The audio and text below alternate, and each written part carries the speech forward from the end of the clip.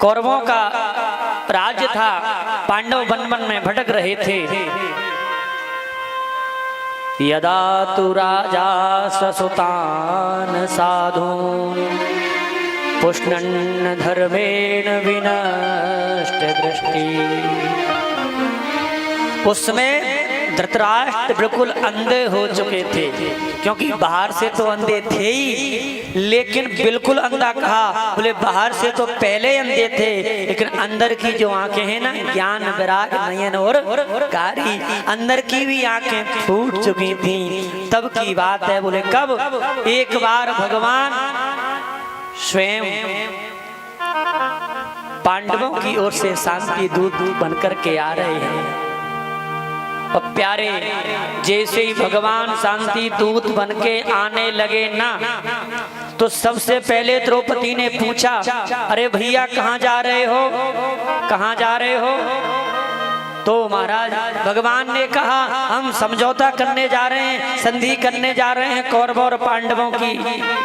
तो द्रौपदी कहती है, ध्यान रखना प्रभु, अगर तुमने समझौता कर लिया तो इन केसों का क्या होगा? द्रौपदी कह रही है, जाओ भले कुरुराज ते धार दूत को भेष, भूल न जइयो पर वहां ऐसे कृष्णा के। जा तो रहे हो शांति का प्रस्ताव लेकर के, लेकिन इतना ध्यान रखना, काम बनना नहीं चाहिए, काम बिगड़ना चाहिए। अगर काम बन गया तो खुले रह जाएंगे, अगर काम बिगड़ गया तो युद्ध होगा, युद्ध होगा तो दुशासन की जंगा को विदीर्ण किया जाएगा और उसी का रक्त आएगा, तब मेरे केस बनेंगे। मेरी प्रतिज्ञा की लाज रखनी है। भगवान ने कहा, द्रौपदी चिंता मत कर, हम खुद नहीं चाह रहे कि संधि हो जाए, हम तो मात्र एक लोगों को दिखाने के लिए जा रहे हैं। कल लोग ये नहीं कहें, देखो देखो भगवान बीच में थे फिर भी समझा नहीं सकते थे क्या? कल लोग मुझको बुराई नहीं दें, इसलिए हम तो मात्र एक बहाना लेकर के जा रहे हैं। और प्यारे, जैसे ही भगवान आए थे ना, भगवान के आने से पूर्व पहले तो विदुर जी ने भी समझाया था, ऐसा नृत्य क्यों कर रहे हो, पांडवों को कुछ दे दो, कुछ दे दो, कुछ दे दो, क्योंकि तुम्हारा जो पुत्र दुर्योधन है बड़ा कुल पे कलंक लगाने वाला है। हम तो ये कहते हैं, महाराज इसको त्याग दो, इसको भगा दो। और जब बार बार जब दुर्योधन ने देखा, देखो हमारे विरुद्ध हमारा मंत्री हमारे बाप को भड़का रहा है, पिता को भड़का रहा है, हमारा अन्न खाता है, हमारे पिता को भड़काता है, चल भाग यहाँ से।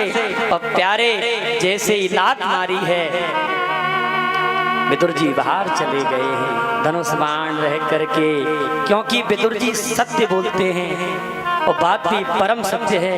मंत्रियों को, सेवकों को, सहायता करने वालों को कभी असत्य नहीं बोलना चाहिए, वही बात बोलनी चाहिए जिसमें मालिक की भलाई हो। अगर ये लोग ठकुरसाती बातें करने लग जाएंगे तो मालिक का कभी भला नहीं हो सकता। सचिव वैद्य गुरु तीन जो प्रिय बोले भयास, राज धर्म तनु तीन कर कोई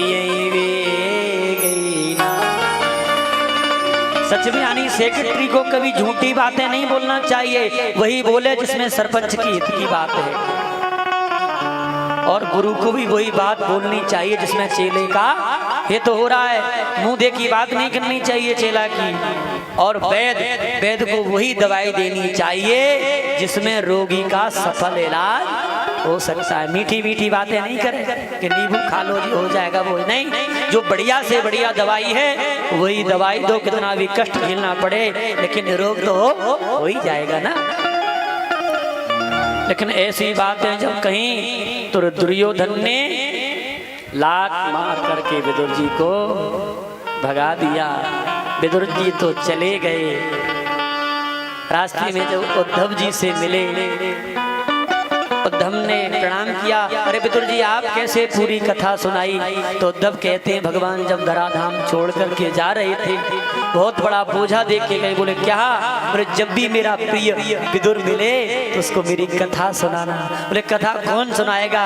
बोले हरिद्वार में चले जाओ, मैत्रेय मुनि मिल जाएंगे, वो तुमको पूरी कथा सुना देंगे। जय हो। और प्यारे जैसे ही हरिद्वार में पहुंचे, मैत्रेय मुनि से भेंट हुई। मैत्रेय मुनि कहते हैं विदुर जी आपकी जय हो, जय हो, जय हो। मैं बहुत समय से आपका इंतजार कर रहा था। बोले क्यों? बोले जाते जाते परमात्मा। प्यारे जैसे ही विदुर जी ने सुना कि जाते जाते मेरे परमात्मा ने मुझको याद किया, तो विदुर के नेत्रों से आंसू के पनारे निकलने लगे। जय हो परमात्मा, जय हो परमात्मा। लोग अंतिम समय में तुझे याद करते हैं, लेकिन तू जो छोड़ करके जा रहा था, मुझे अब आगे विदुर को याद करते करते गया। मैंने क्या सेवा करी? मैंने तो कुछ भी सेवा नहीं करी। आज विदुर जी उस बात को याद कर रहे हैं। जब भगवान आए ना शांति दूत बन के, तो दुर्योधन से कहा 5 कामों को दे दो। तो दुर्योधन कहता है सुन ले कृष्ण, सूचक्रैव न दास्यामि बिना युद्धेन केशव। हे केशव, बिना युद्ध के मैं सुई के बराबर। हाँ, अगर उनमें सामर्थ्य है, दम है तो युद्ध करें। तो भगवान ने कहा बहुत वन वन में घूम रहे, लेकिन मैं तुझको कैसे खिला सकता हूँ प्यारे। लेकिन भगवान ने कहा है तो भगवान अवश्य आएंगे। विदुर जी राजसभा को छोड़ते छोड़ते भागे हैं। विदुर जी विदुरानी के पास पहुंचे और कहती है अरे भाग्यवान सुनती हो? बोले क्या है? क्यों तावले हुए जा रहे हो? अरे भाग्यवान, मेरे कन्हैया ने मेरा नाम बढ़ाया है समाज में। बोले क्या कहा? अरे कन्हैया ने समाज में कहा है कि विदुर काका के घर में निमंत्रण है, भोजन की तैयारी कर। बस बस कन्हैया आने वाला होगा, मैं बाजार जाता हूँ, कुछ लड्डू पेड़ा माखन मिश्री लाता हूँ, वो आएगा तो भोजन पवाएंगे ना। और प्यारे विदुर जी तो बाजार को निकल गए, लेकिन विदुर जी लौट के नहीं आ पाए। तब तक मेरे गोविंद विदुरानी की कुटिया पे पहुंच गए। प्यारे सत्य कहता हूँ, कुटिया बंद है, दरवाजे बंद हैं, और माता विदुरानी अंदर स्नान कर रही है। कन्हैया कुंदी बजाते हैं, अरे काकी कुंदी खोल, अरे काकी कुंदी खोल, मैं बहुत जोर से भूखा हूँ, मैं तेरा लाल आया हूँ, कुछ खाने को नहीं मिलेगा? नहीं मिलेगा। विदुरानी तो भगवान के विरह चिंतन करती करती स्नान कर रही है, कन्हैया कुंदी बजा रहे हैं। प्यारे घर में कोई कुंदी खोलने वाला नहीं है। जैसे जब जोर जोर से स्वर गए हैं, माता विदुरानी घबराई, कौन आ गया? कौन आ गया? कहीं मेरा कन्हैया तो नहीं आ गया? आज विदुरानी वस्त्र पहनना भूल गई। निर्वस्त्री अमानो आकर के जैसे ही कुंदी खोली, दरवाजा खोला, तो क्या देखती है सामने गोविंद खड़े। भगवान ने देखा विदुरानी प्रेम में दीवानी है, पागल है, तो भगवान ने अपना पीतांबर लिया और विदुरानी के बदन को ढक दिया। आज बाबरी हो गई विदुरानी, और महाराज कन्हैया का हाथ पकड़ के अंदर ले जाती है। अरे लाला यहाँ बैठ, अरे लाला यहाँ बैठ, लाला यहाँ बैठ। कन्हैया को पूरे घर में नचा रही है, लेकिन कोई स्थान ऐसा नहीं है जिसमें कन्हैया को बिठा सके। भगवान कहते हैं माता नहीं बिठाएगी, नहीं बिठाएगी तो और कुछ तो नहीं मिला प्यारे, एक पीढ़ी मिल गई है। पीढ़ा उस पीड़े को लिया है। माता विदुरानी ने उल्टा बिछा दिया। मेरे कन्हैया इतने भाव में पागल हो गए, आज भक्त के भाव में इतने बह रहे हैं कि कन्हैया उल्टी पीढ़ी के ऊपर बैठ गए और कहते हैं माता कुछ खाने को नहीं है, बहुत जोर से भूख लगी है। और प्यारे कुटिया में कुछ नहीं था, मात्र 2-4 केले पड़े थे। विदुरानी दौड़ी दौड़ी गई, उस केले को लाई, अरे ले कन्हैया खा, ला ले कन्हैया खा। कन्हैया कहता है माता अपने हाथ से बहुत खा लिया, क्या तुम अपने हाथ से भोजन नहीं खवाओगी? तो आज विदुरानी स्वयं केला छील रही है, स्वयं छील रही है प्यारे, और छीलती जा रही है, मिगी को फेंकती जा रही है, छिलका को गोविंद को पवाती जा रही है। मेरे गोविंद बड़े प्रेम से पाते जा रहे हैं। और जैसी लीला चल रही है ना, इतने में विदुर जी आ गए।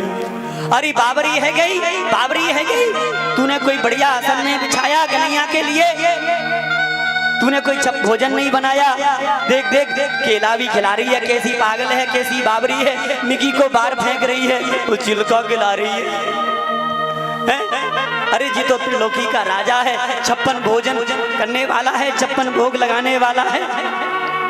और जैसे ही विदुर जी महाराज ने अपने थैले से कुछ लड्डू पेड़े निकाल के दिए, कन्हैया लो भोग लगाओ। और जैसे ही कन्हैया ने भोग लगाया तो कन्हैया कहते हैं दादा काका इस लड्डू में वो स्वाद नहीं है जो स्वाद इन छिलकों में आ रहा था, क्योंकि इसमें स्वाद छिपा है कि हमारे घर में कोई अतिथि आया है, उसका सत्कार करना है। लेकिन माता विदुरानी के छिलकों में तो भाव है। और कन्हैया कहते हैं मैं स्वार्थ का भूखा नहीं हूँ, मैं पदार्थ का भूखा नहीं हूँ। तो भगवान कहते हैं भाव का भूखा हूँ मैं, भाव ही एक सार है, भाव से मुझको भजे तो भव से बेड़ा पार। मैं छिलके या छिलके की मिगी नहीं देखता, मैं तो भक्त का भाव देखता हूँ, किस भाव से मुझे खिला रहा है। 56 प्रकार का भूखा नहीं है, अगर उसमें भाव नहीं है और तुम्हारा भाव बढ़िया है तो सूखी रोटी खाने को भी कन्हैया आ जाते हैं। अगर भाव नहीं है तो मंदिर में भगवान नहीं है, लेकिन तुम्हारा भाव अच्छा है नामदेव की तरह तो कुत्ते से में भी भगवान प्रकट हो जाते हैं। भाव होना चाहिए प्यारे, क्योंकि सबसे ऊंची प्रेम सगाई, प्रेम के बराबर कोई मोल नहीं, कोई वस्तु नहीं है। दुर्योधन की मेवा त्यागी, साग विदुर घर खाई, सबसे ऊंची प्रेम सगाई। भगवान प्रेम के भूखे हैं। आज विदुर जी एक एक बात स्मरण कर रहे हैं कि जाते जाते मुझको याद